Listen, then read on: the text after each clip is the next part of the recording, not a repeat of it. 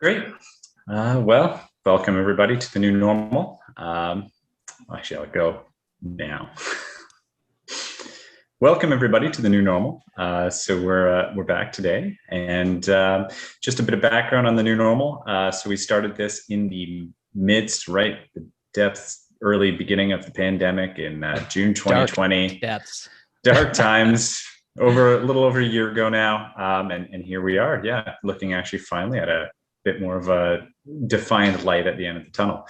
When we started, what we wanted to do was talk about emerging trends or developments or things in the way things were changing in the world of whether it was small businesses, whether it was just life, design of life. And as we've gone on, we've also expanded a bit more into discussions around also just mental health and lifestyle and well-being. We're brought to you today by, of course, as usual, Jet Propelled, which I know Brad can speak a bit more about, and CoMotion, which is a co-working space that I co-own with a team and located in Hamilton. Yeah, welcome to the new normal. And Brad, please. Yeah, absolutely. So I'm Brad from Jet Propelled. We often joke that we're a social initiative company with a marketing habit, but we do a lot of marketing. We've been doing it for over 20 years now, and really quite enjoy marketing strategy and content creation and a lot of things to help good businesses and people who are doing great things in the world thrive and succeed. And we get to do things like this with incredible people like our good friends at CoMotion and Ryan, and then our good friend Scott Wilson from Echo Bay Media. It's so great to have you here today. I'm going to give you a little bit. We've got your bio up here, so I'm going to get into that right now. So Gemini Award nominee Scott Wilson is as comfortable in front of the camera as he is behind it. From over 60 hours of documentary TV hosting and producing corporate, commercial, and broadcast television productions, Scott has a vast skill set from which to draw. 60 hours of documentary TV hosting and producing. I know personally how many hours of work it goes into just minutes of final product. So 60 hours, it's like a lifetime of work to do that. It's incredible. Scott co-founded Echo Bay Media in 2000 and has continually strived to keep it on the leading edge of technology and style. And you guys are doing a fantastic job of that. Recognized as one of the top 10 to watch by Playback Magazine, Scott continues to challenge himself professionally and personally as an accomplished diver and pilot. With a recent celebration, was that your first landing in a night situation? I saw that post on Instagram. Oh, yeah. No, what made that extra special for me was that was my first time going into Toronto Pearson in a small airplane. It just doesn't happen, and there are. In times of COVID, there are fleeting few little victories we grab onto, and that was one of them, because under normal circumstances, I would never be granted access to do that. So going on a night flight the other night, we just thought, well, let's try. I mean, they're not dealing with the kind of air traffic they normally are, and they let us in, and in fact, they let us shoot 3 different approaches into Pearson. So it was quite cool to see it. From the cockpit view. I mean, I've landed in and out of that airport a billion times, but to do it for myself was kind of cool. So that, you know what, that begs a question sort of right off the top. I'm going to go kind of off script a little bit, but I feel like just having seen, a lot of the series that you've produced, specifically Departures, Descending, Into the Rising Sun, things like this are all really fantastic series. Aside from, having the fortune of, having our office beside you for a while and getting to know you as just a great guy, watching those series on their own, I never watch things twice. And I've watched Descending start to finish twice. It's a really, really enjoyable series. So, with having watched a lot of stuff and watched, because you're in front of the camera for much of this, even though you do a lot behind the scenes as well. I find that a lot of the really cool avenues that you go down are kind of from that same place that you just talked about of, I don't know, maybe we just try and do this thing. Yeah. Like, this is not normal, but let's, I would love you just to expand on that a little bit, like, because I think in the pandemic in particular, something that we've talked about quite a bit is that people got knocked off their hamster wheel for the first time for many people in their whole life. Yeah. And a lot of people are struggling to say, oh my God, I don't know what to do. I don't have the structure. I don't have somebody telling me what to do. I don't have the 9-to-5 regularity of life. Yeah. And there are a lot of people that, were just desperate for that structure to come back. And then a lot of people who said, well, I'm not supposed to do this, but maybe we just try this kind of thing. So, I would love to hear from you. Maybe what was like one of those times that really paid off for you, and maybe one time that didn't go so hot, but that didn't dissuade you from doing it again. You're right. I mean, a lot of what we've done over the last 21 years now is documentary travel filmmaking, and with that inherently comes an awful lot of rolling the dice. We're not very scripted people. We often try to throw the script out the window, or at least we have a guideline for most of what we do. But we like to be agile and mobile so that we can move on the fly. And if we're in a location or something happens, which it always does, whether it's a good thing or whether it's a bad thing, you meet somebody who is just gold in every way. Mm-hmm. And you never expected to meet that person because you got a flat tire and they stop to help you, and that person's gold. You follow the ball, and you have to be able to be agile and pivot in order to follow the best story for what you're trying to tell, of a location, of a culture, of a whatever. So yeah, we've had to roll the dice many times in order to stay true and authentic to the kind of craft that we like to do and the stories we like to tell. And yeah, a lot of times they pay off, and sometimes they don't. And so going to the 40,000 foot level for COVID, yeah, I mean, I guess we were somewhat seasoned in being able to just say, okay, now what? Never at this level, never affecting basically everyone in the world. Yeah. But we had, faced that sort of problem head on many times in the field, where all the best laid plans are there, and then everything goes south. You bank everything on this being a documentary where you're going to see the whale sharks and dive with the whale sharks, let's say, as an example. Yeah. And you say, of the 2 months where this always happens, these 3 weeks in the middle are the absolute, it's going to happen. As we all know, with nature and with wildlife, that's never the case. And you show up there and you give yourself 2 weeks and nothing happens. And you say, what now? We can't make a show. And that's not just 2 weeks. That's do I even, yeah, I have a camera here. That's not just 2 weeks. That's 2 weeks of sitting there like this. Yeah, that's right. Yeah. For like 14 hours a day, hoping something will happen. So, I mean, not to focus in on too many specifics, but having that stress on your shoulders and saying like, okay, now what? We can't just go home with nothing. There's too much invested. There's too much money being spent. We have to come home with a show. So what do we do? What do we do now?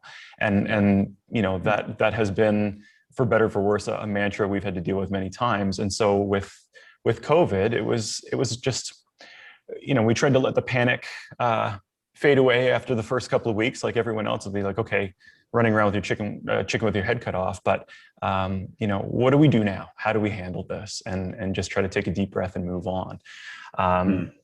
One of the other things I found, I've kind of been able to pinpoint in more recent years, is that a lot of the things that I gravitate towards in life, scuba diving, motorcycle riding, piloting airplanes, things like that, I started to find what the commonality there was. And part of it is, I think I really thrive with self-discipline kind of areas of life.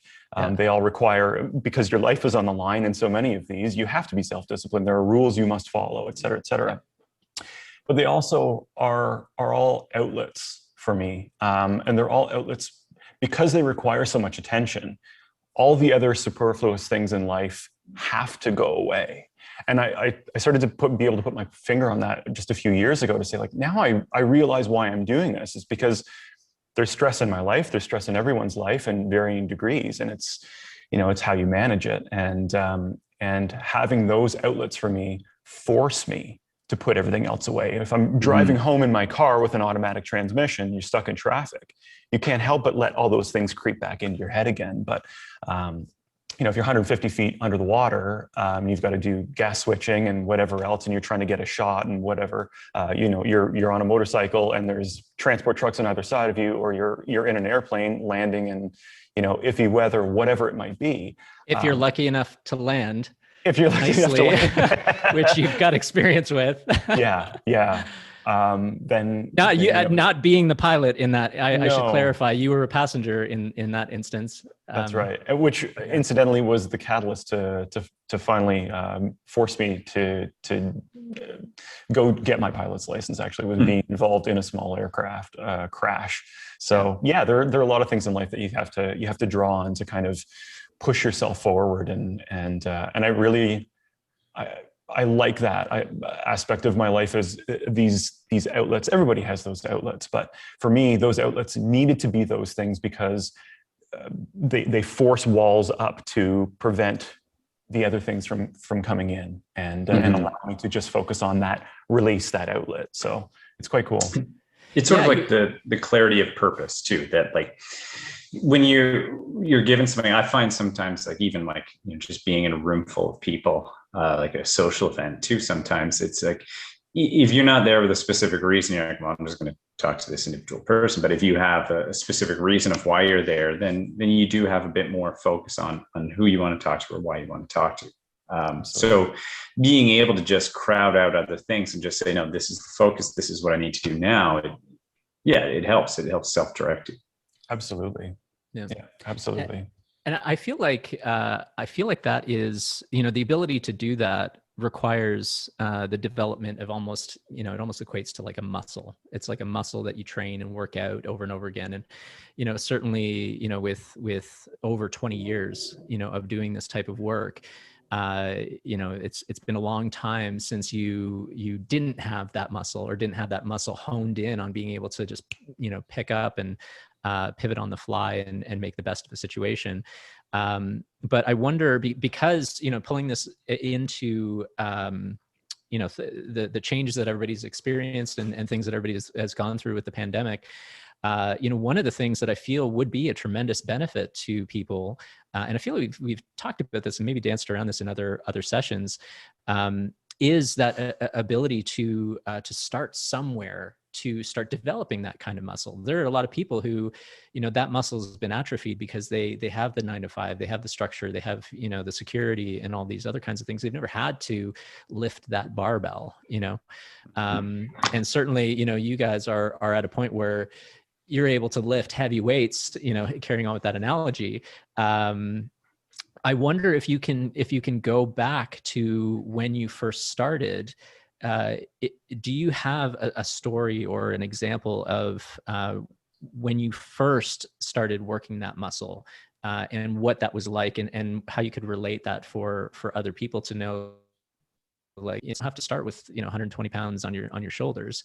Yeah. You know, this is the kind of thing. Do you have a something from when you first started out you could use? Yeah, I think so. I mean, it was very humble beginnings at the start, at the onset, I think, like a lot of us. And then the lifting, the muscle training, if you will, I think began when the fires start for the passions.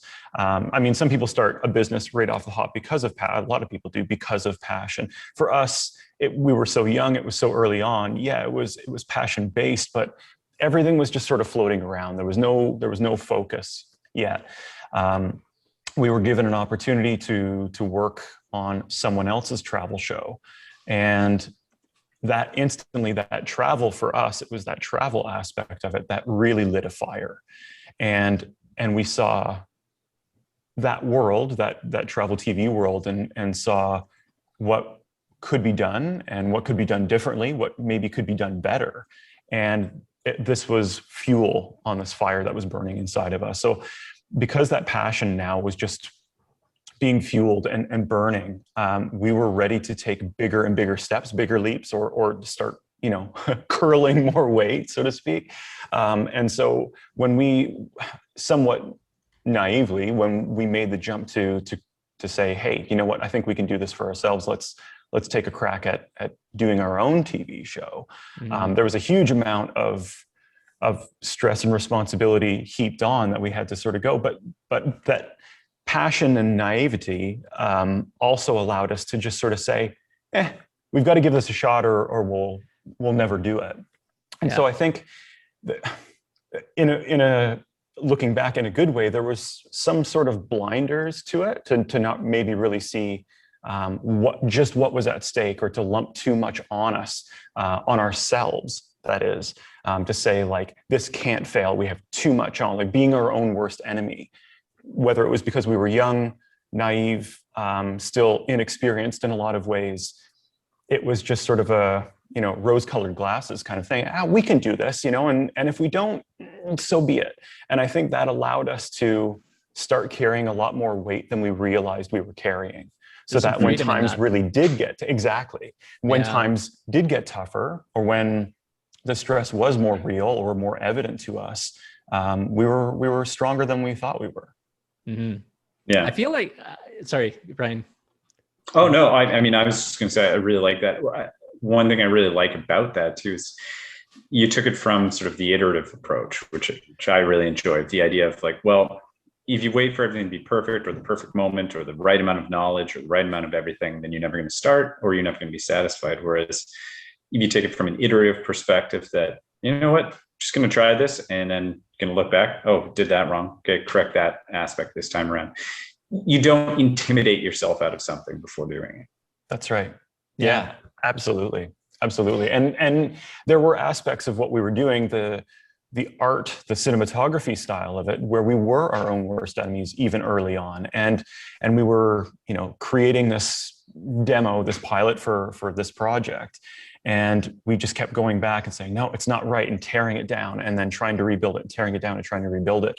And that aspect of it got caught up in that terrible cycle. And it was only when we started to, let the inner circle get a little bit bigger and show some of our near and dear friends this idea and this concept. And they're saying, guys, like, this is great. You've got to do it now. Like, you've got to let this go, or you'll never get over that speed bump of being your own worst enemy. So the business side of things and the scope of doing our own TV show, which we probably should have been more concerned with, that stress was still floating around. We weren't concerning ourselves with. We were a bit, naive and fresh-faced.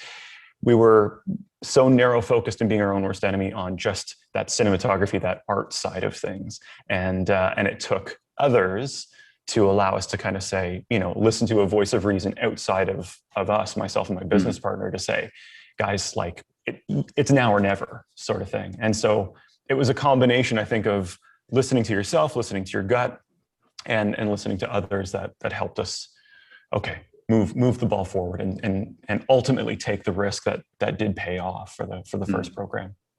Well, and you had it doubled on to you as well, because you have the weight and stress and all of that that comes from launching a business and a studio, a production studio, all this kind of stuff. But then, the travel element, the way that you did it, you're not traveling somewhere and staying there for, a month and getting cozy. Like you're going from place to place to place. Like there's so much logistics and strategy and pre-production and planning that goes into all of that kind of thing. So like you had it doubled on, you had this massive, learning curve to get around. Okay, well, we're running a business. We're running this serious production outfit. And then on top of that, you're like, oh, we're essentially running this, travel company at the same time. That's intense.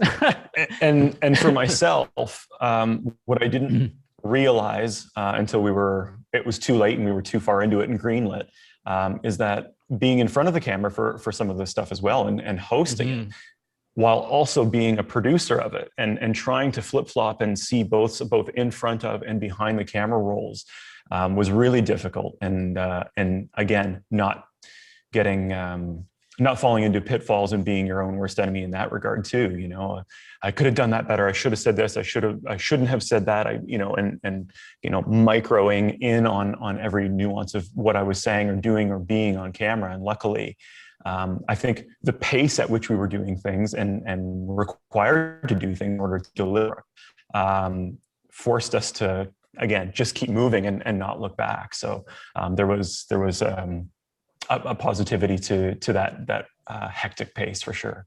Yeah, absolutely. I think, going back, to where this sort of stream of discussion started, I think that there, a good takeaway here is that, if you can build that sort of resiliency and different sort of survival tactics, that is sort of your blank check to be able to move forward and do adventurous, exciting, interesting, uncharted things.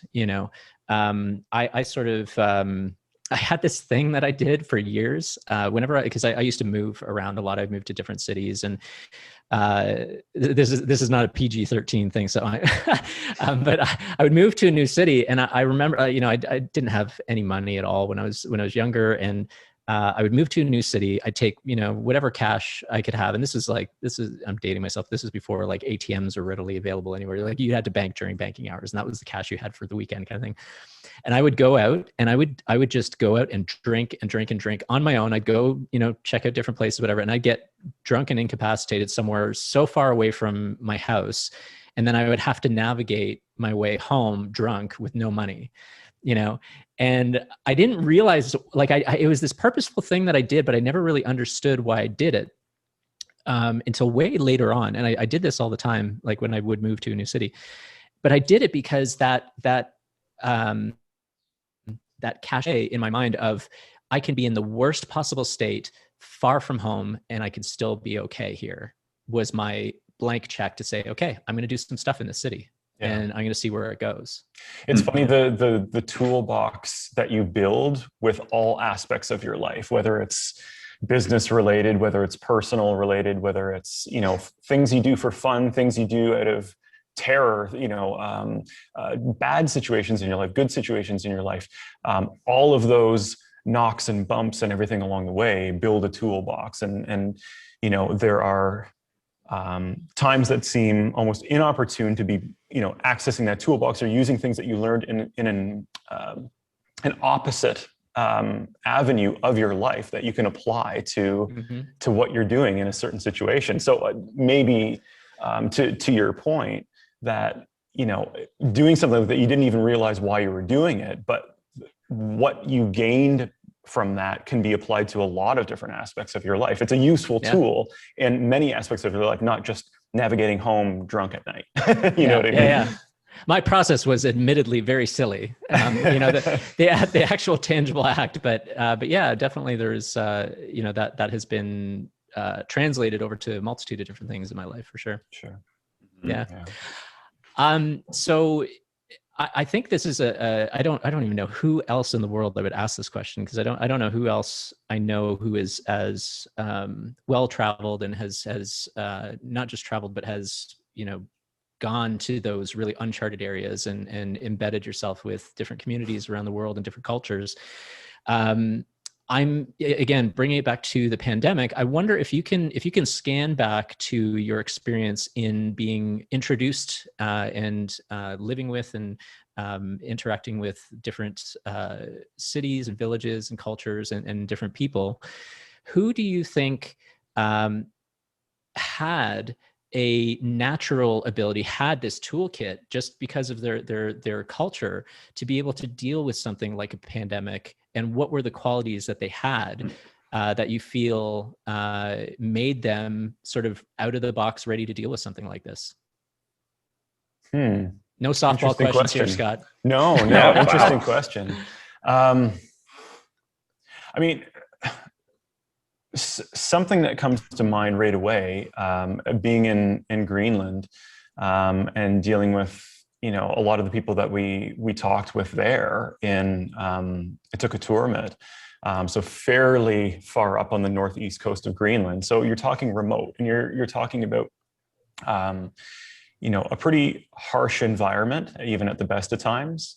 And when we arrived there, I remember you land on kind of a gravel strip that's been plowed out from snow, and then you have to take a helicopter from that strip to the village of Tukatoormiit, because it's just too far from the strip to where the village is. And this is an area that has polar bear and muskox and things, and not the least of which just the environment as well.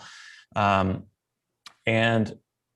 we had flown from Iceland to Greenland. I had taken off, my heavy parka and all that sort of stuff and just shoved it in a bag, which went underneath the helicopter. And so I was wearing a shirt not unlike what I'm wearing right now, or maybe a hoodie or something like that, and got on the helicopter and flew the 15-minute flight, let's say, to town. I later found out that a lot of the locals there were kind of like pointing and laughing and like shaking their head at me, because of how they could tell that I was an outsider, not just because they didn't recognize me, but because of my action, because I wasn't prepared. And that if that helicopter had gone down, I would have froze to death. It was that real. People dress the way they have to for the worst case scenario.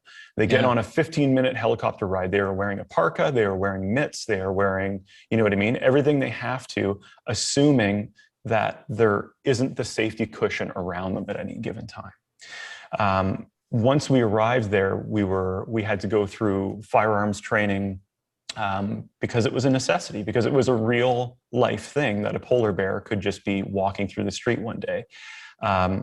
So it's a harsh climate you have to deal with, and the people there are just used to that. That's just the way it's constant. It's seemingly from the outside, it's a constant uphill battle. It's constant adversity, and that's just the way they deal with things, is always trying to be as prepared as they can be.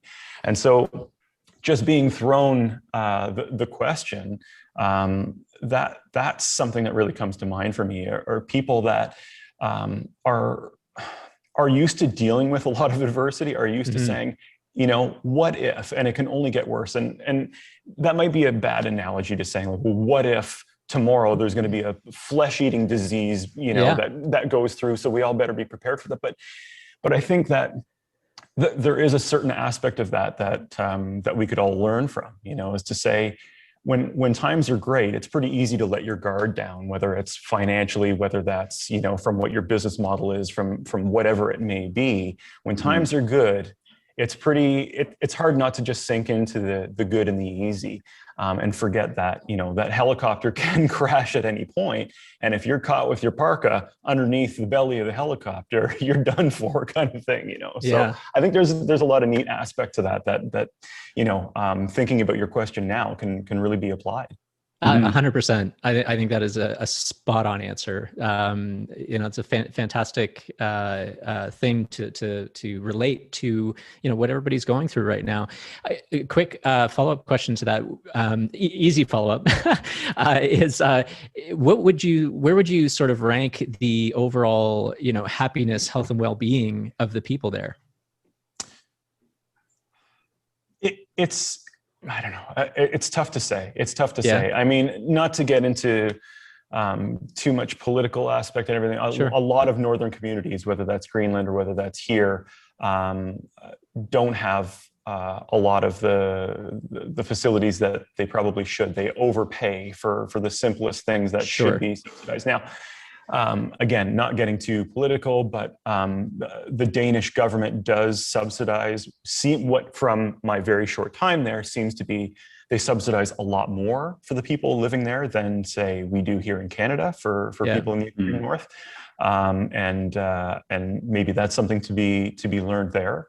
But a lot of places we go to, it's a lot of similar sentiment, and people are just trying to keep their head down, put food on the table, and try to make life better for their children than it was for them. Whether that's in, Dubai, whether that's in sub-Saharan Africa, whether that's in Greenland, I think that's still the case. And there is happiness within family, and trying not to look too far beyond what's right in front of you and the goodness that we kind of have surrounding us and the important stuff, right?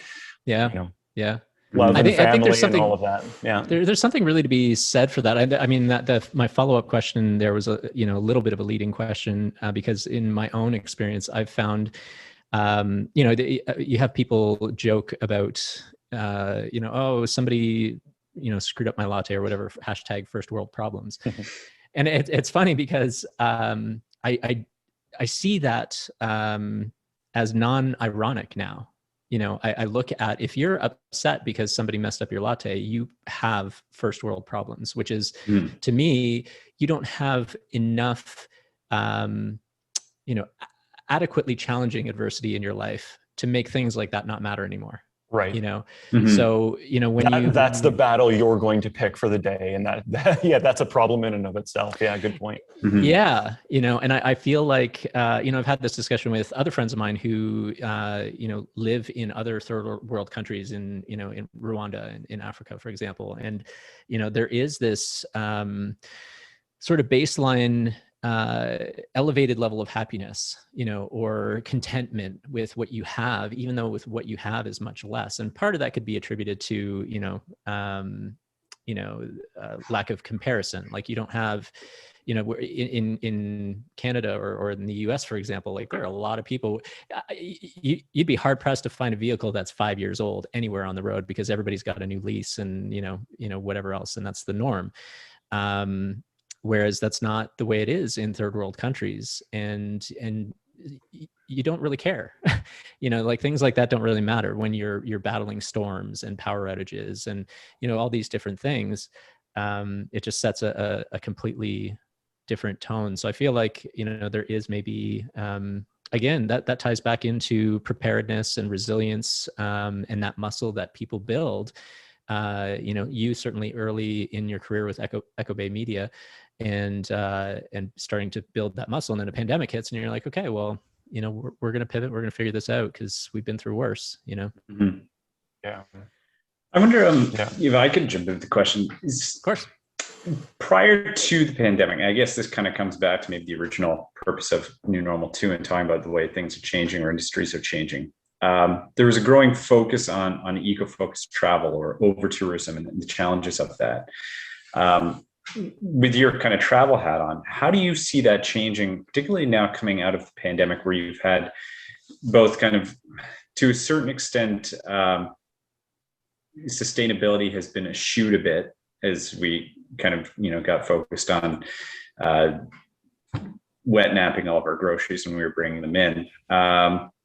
To also just the idea of over-tourism in far off destinations where you would use jet engine fuel to get out there, versus now a much bigger local focus and a much more kind of explore local and respect certain boundaries and the sustainability required to actually get somewhere. How do you see the world of travel change?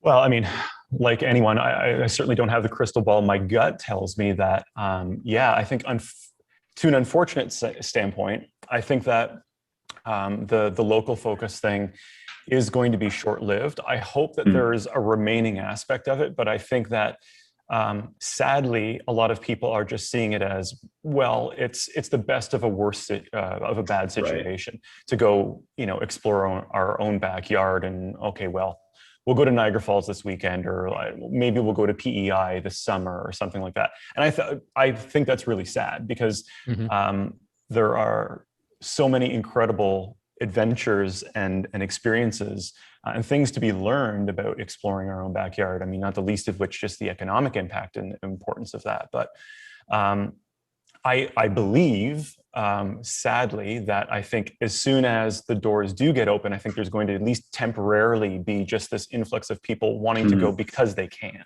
Right. And going, whether that's to finally take that trip to France they always wanted to, or to go on that cruise they thought they, maybe was just a bit too expensive. I think there's going to be this splurge to go places and do things and be a little bit of that kind of roaring 20s aspect of travel. Right. My hope is that once everyone kind of, blows their wad on that aspect, it will kind of collapse down into a more, everyone keeps throwing the word around, but a more normal travel aspect for everyone to enjoy. That's my gut as to what's going to happen. I think there'll be a big explosion of travel in every way, shape, and form. But I think that the majority of that is going to be people saying, hey, now we finally can go and leave and go somewhere abroad, that they will do that. But I certainly dearly hope that they won't forget about the importance and how amazing doing the backyard travel really is. And you know, from even a business standpoint, we learned that over this past, the past 18 months, I guess, with so much of what our work was outside of Canada, and that's partly from choice, and partly just because that's where the opportunities were, or the story we were telling. And when the pandemic hit, one of the decisions, one of the things we sort of somewhat could control was to say, okay, well, the travel aspect of documentary filmmaking outside of the border is not impossible, but almost impossible. So let's focus domestically for the next little while. And we never saw that as a consolation prize or anything, but it was a good chance and a good opportunity that finally presented itself. And so we were doing, like last autumn, for instance, we were doing a documentary series for CBC in the Arctic, and I was in Churchill, filming polar bear migration. I mean, this was an absolute bucket list thing that I've had on my list for probably 30, 20, 25 years, I would say. And it never seemed to come up. I mean, it came up because of a work thing, but that was still a choice that we made. And that opportunity came up where we might not have taken that had the pandemic not been there. And so I'm grateful for that. I'm grateful for that experience. It was an amazing experience. And here again, to somewhat of a degree, is a backyard experience, is a place just in northern Manitoba. I mean, you can get there by train. It's not like you have to spend $3,500 to fly to Nunavut or something to have that experience. You can literally fly to Winnipeg and take a train there. And so that was a real wake-up call for us, one of a number that we had, to say, hey, we didn't realize it till the opportunity was there, and looking back on it with a real fond memory now, and looking at accepting another season of that, because it was such a rich experience, both personally and from a work standpoint as well. Well, and I think it's worth mentioning as well that in the work that you've done, previous to having a lockdown and a pandemic, you did have other opportunities and other instances where you did document things, around Canada. Certainly in Descending, were you in Tobermory? Is that right? Yeah. Both Tobermory, kind of exploring the Great Lakes. We dedicated one of the 1 hour episodes just to the Great Lakes, because that had an importance. That was our backyard. That was our training ground. And quite frankly, this is where I grew up as well. And so there was always, I grew up fishing in and around the Great Lakes, and always wondering what was under the water. And so that was part of that, was an ode to that childhood aspect of me as well, and the warm memories I had, and this grandiose, bigger than life feeling I always had standing on the shores of a Great Lake and wanting to do that. And then another episode as well in British Columbia, because of the importance of that, and not just because, again, it's a consolation prize, or that it was economically better for us to do. It really wasn't the choice. It was because British Columbia has some of the best diving in the world, period, and some of the richest cold water, underwater landscape you're going to see anywhere on the planet. So it was definitely worth doing, not because we felt we had to, but because it was going to do the show a disservice if we didn't do it. Yep. I love that. And I'm going to call you out on that too. I would challenge you that it's maybe not the warmest of memories. I still don't, I can't wrap my head around that yet. Another friend of mine who's a photographer, I don't know if you know Steve Haining. He just did a shoot. He did a shoot at one of the wrecks in Tobermory. And I can't wrap my head around diving in those cold water. And I just, another friend and colleague, Matthew Kalineskis, who's an exceptional animation artist. His brother just completed a documentary called Freshwater, and apparently there's this whole culture and community of surfers that surf the Great Lakes. But they can only do it in wintertime because that's when the storms are that cause the waves out in the middle of the lake. And they're coming out with giant, like 6-inch icicles hanging off there. And I'm just like, nope, I can't wrap my head around that. So I'm going to challenge you on the warm memories aspect of that. But a dry suit is a wonderful thing. A dry suit. Absolutely. Absolutely.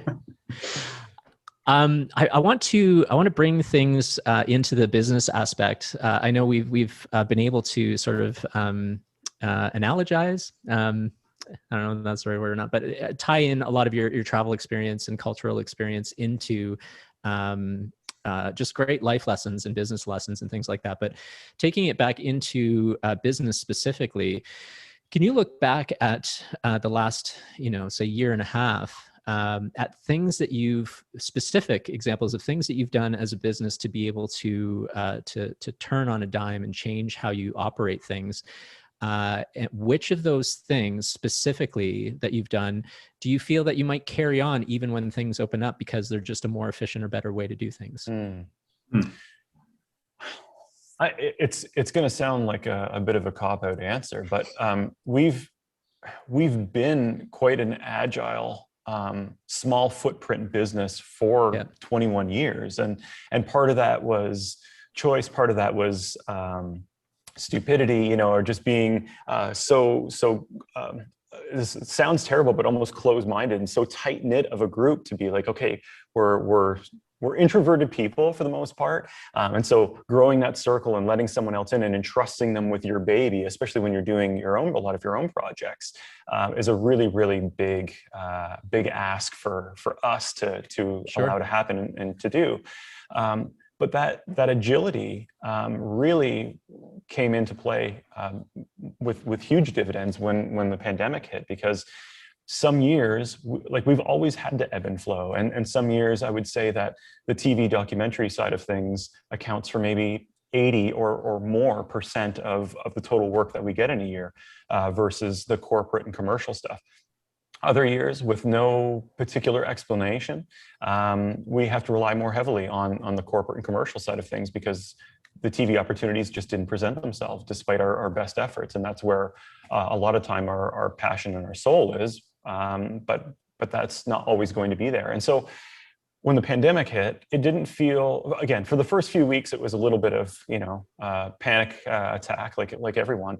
And then it was, again, we've done this before, we've had to just say, okay, we're going to skew things a lot differently. We're probably not going to do a lot of the travel TV this year. It's going to have to come from more of the corporate and commercial side of things. And the cards just fell where they may in a lot of instances, which I know is not a great answer. It's not giving a lot of meat and potatoes to anyone to a Bible to follow sort of thing. But I think the biggest thing that I can say was just being small and agile and remaining a small agile business was the greatest gift, the greatest tool that we were able to draw on when everything really kind of hit hard.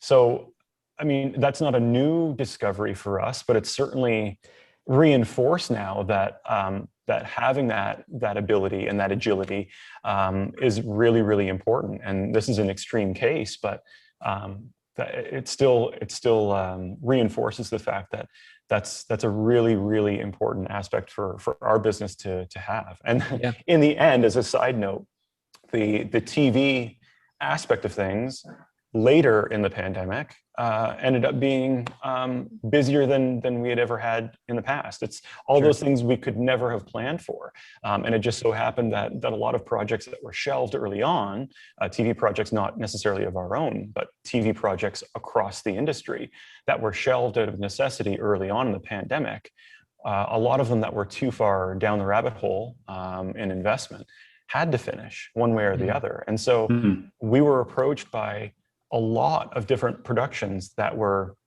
somewhat hat in hand and desperate, saying, we need to figure out a way to finish this, whether it's a 3-day shoot, whether it's a 1-week shoot, whether it's 3 weeks, to finish this project off so that we can get it finished. So by the time December 2020 came around into January of this year, we were off our feet. and luckily, even kind of taking advantage of like it or not, what the Ontario government had put in place and what was allowed and what was not allowed. And TV was one of those things that even at the greatest of lockdowns was deemed essential, and that we were legally still allowed to keep working. I mean, I was having a COVID test about twice a week, but able to do that. And it was just, so part of it was that agility, and the part of it was, despite your best plans and gut feeling of what's going to happen, it was the complete opposite 6 months later. So agility was the greatest skill that we had, I think, to be able to get through. So sorry if that's not really much. I love that. No, don't apologize. I really do. I think that's a great answer, and it actually, it reminds me of sort of the juncture I was in my own career when I first met you guys, and like we first met, I guess it was the beginning of 2019. When we first moved in next door. And I had gone through this process in my career, specifically with regards to photography and video, where, I would go out on a shoot and I'd have everything prepared to be ready to go. And then some circumstance would pop up and I didn't have the right tool or the right know-how or something. So I constantly went through this thing. Okay, well, I'm never going to be in that situation again. I got to go get the tool, or I got to go get the skill or whatever. And so it's just this constant growing and expansion. And I was like, okay, well, I never want to be in that position again where I'm not capable of handling whatever that adversity is, on site when I have to capture whatever it is. And then I remember getting to a point where I was like, I'd go to the simplest shoot and I'd have fucking everything in the truck, and I was like, oh my God, this is half the battle, is just like prepping the gear and loading the gear. And I'm not even going to use a third of this gear and whatever. And then I remember, one of the first times I went over to your studio, and you guys were packing up for a pretty significant shoot, and you're flying somewhere. It was a pretty big production, and I just remember, I don't even know if I said anything to you, but I just remember earmarking this in my own head. I was like, damn, they are packed down. Like, you are really efficient with the type of equipment that you're bringing, how it's packed. Partly I think due to customs and having to go through all that, paperwork as well, but partly you're ending up on a helicopter to Greenland, and it's only got so much weight that you can bring, or you're on a boat, and if you weigh the boat down too much, you're going to reduce the speed, or you're not going to be able to get out where you need to get out. I think that's a really, really poignant lesson for people to take away, is just figure, instead of, trying to get the new toy or the new tool or expand on things to be able to cover all of these bases, figure out how to do more with less. Absolutely. And you'll be able to survive a lot of these adverse situations better. 100%. And they say that what's the saying? Necessity is the mother of invention. Yeah. And it's true. And on a lot of these shoots, despite our best planning, we'll say, okay, well, you have to draw the line somewhere, wherever you draw that line in the sand for what you can bring and what you can physically take, what you can financially afford, et cetera, et cetera. And the one thing that you always waffle back and forth on is the one thing that, of course, you end up needing more than anything once you're out there. But that aside, as a bit of a tip of the hat to Andre, my business partner, who's kind of the chief DP here, especially on earlier programs, and even still now today, what he's able to do with the limited resources is really quite mind-blowing still to me to this day. And one of the comments that we've had from Departures, one of our first programs, was his decision to always have this lower angle to help, because people who know the show will meet me in real life and say, like, oh, you're much shorter than I thought. It's kind of have the Tom Cruise effect sort of thing, only from the shortness, not from anything else. But that Tom Cruise effect of oh, I thought you were much taller than you were. And people with the cinematic eye would compliment Andre and say, oh, you always have this sort of lower angle to give your hosts on camera this more heroic, looking up at them kind of angle and all of this sort of stuff.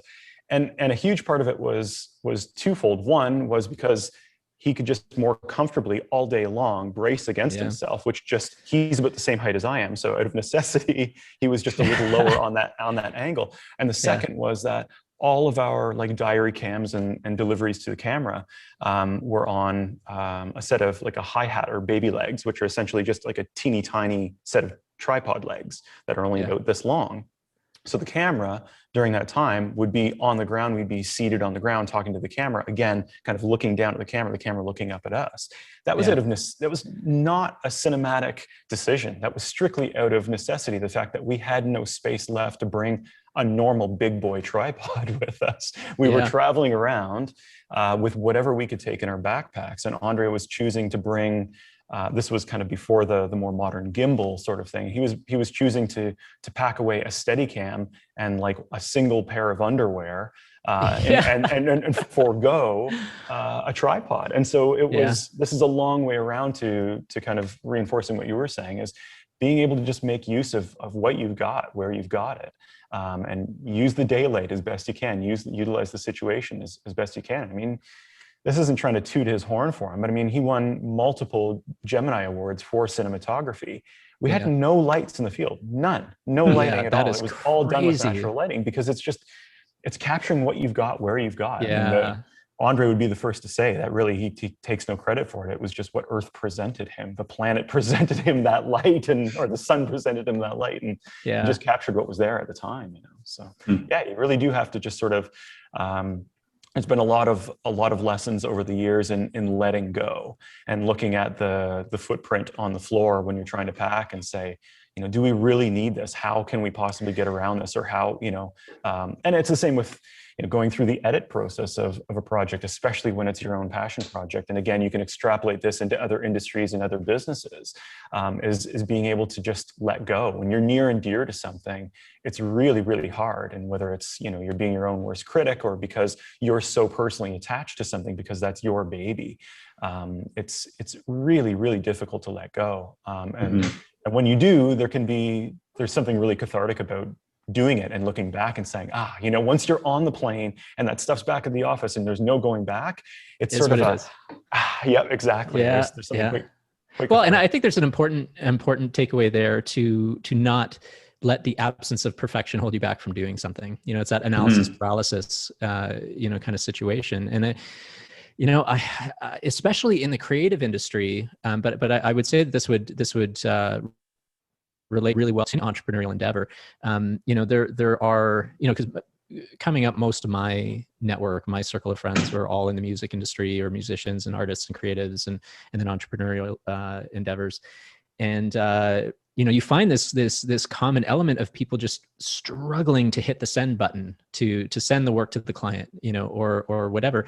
And there are so many people that I know that are infinitely better artists and creatives than I am, who, you know, that was their stopgap, you know, just letting go, being okay with 98%, you know, and letting that fly out there, and then being praised for all this incredible work, you know, whereas, you know, I was doing, you know, I look up to these people like crazy, you know, and, you know, I certainly don't hold my work to this very deeply creative level of a lot of people that I do know.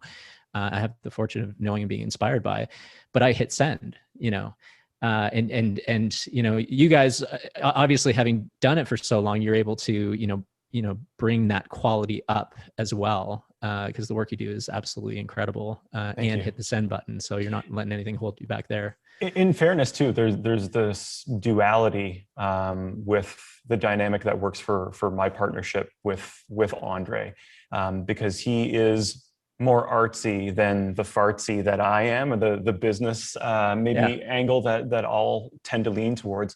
And because we lean on each other, or we, you know, poke and prod each other in either direction, that works well. The dust tends to settle somewhere in the middle, which is everything's got to be a compromise to a certain extent, but he's constantly just trying to pull for the art and for the craft constantly. And I get that. I'm, you know, maybe 60% in that regard to 40, where he's 90-10 sort of thing.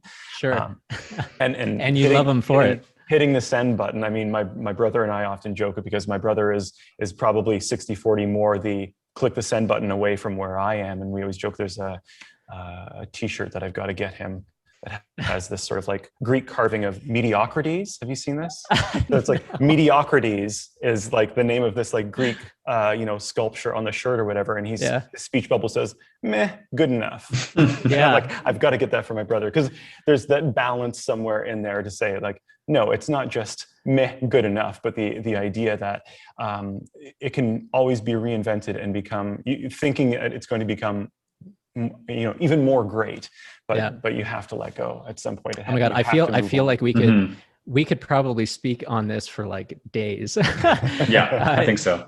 That's one of those things that I know I've been afflicted with my whole life, and I feel like I always try to figure out what that point of diminishing returns is. Especially working in business, where much of the artwork and creative that we do is for businesses. So, while I could certainly refine and work on things. I could work on anything, whether it's branding or video or, retouching photography or whatever. I could work on things infinitely, and never have it quite right, and just always have something else, and then self-edit and pull it back a little bit, and then, whatever.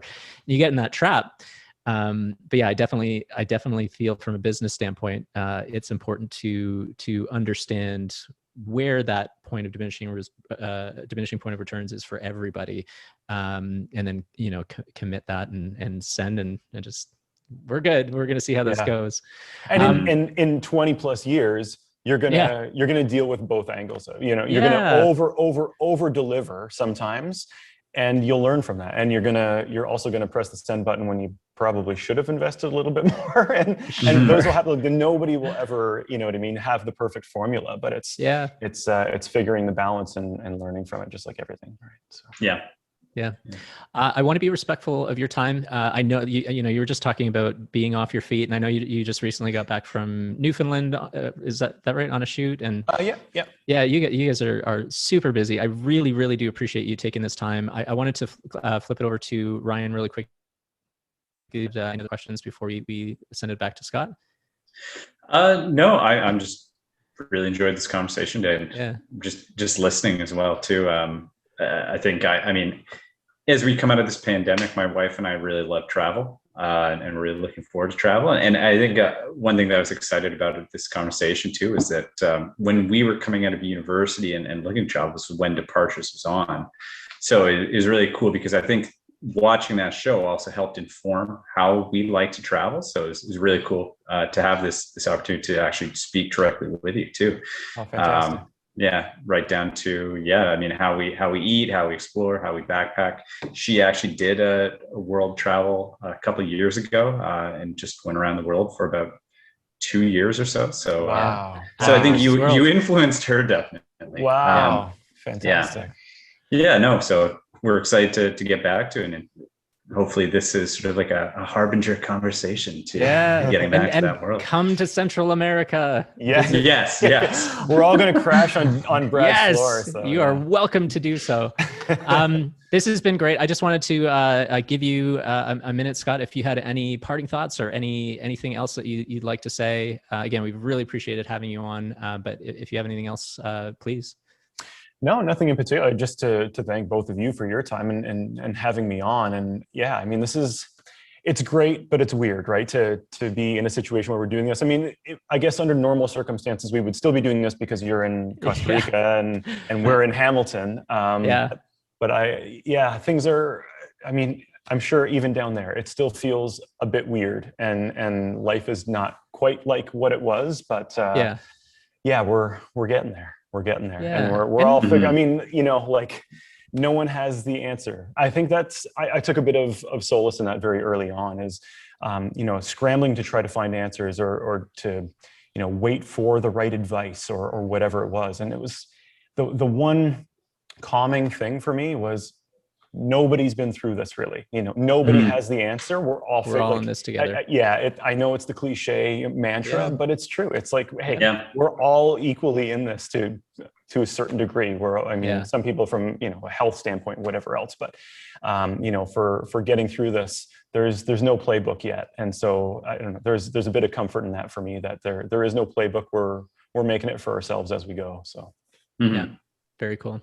All right, Great. gentlemen. Thank you again so much. Yeah, I can't thank you enough for taking the time out of your day.